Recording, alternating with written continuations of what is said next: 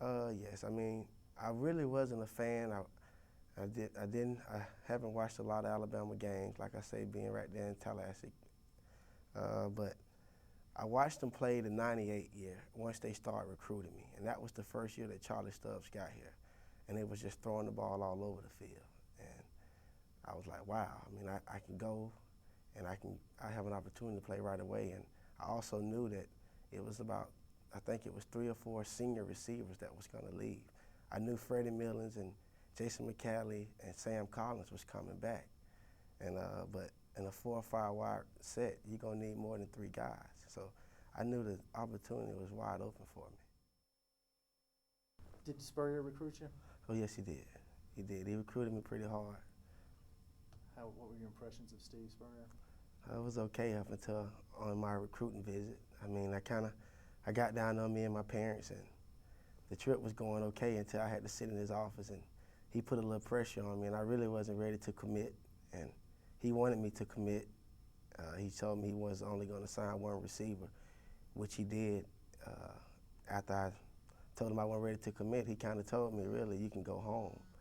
And so that's what I did. I went home, and that was the end of it. Taylor Jacobs, he's a real close friend of mine. We played together, real good friends, like I say, growing up. And after I didn't sign, Taylor Jacobs signed, and I think that was really the only receiver he signed from our area that year. But I mean, I think it was kind of after I did not go, Taylor did, so it didn't matter. Growing up in Tallahassee, were you a Florida State fan? All day, yes. I love the Seminoles growing up.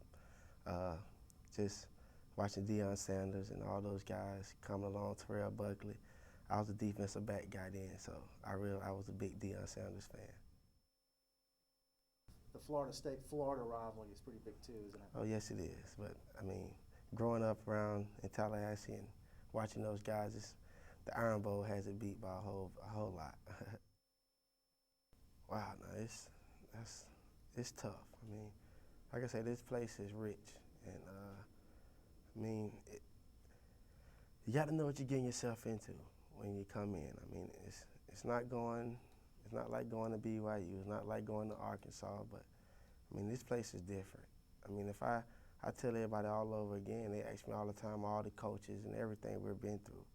If I was recruited again, I'd come here all over again because the tradition and what this place means to the football program. And I love the game of football. So, I mean, it means a lot to me.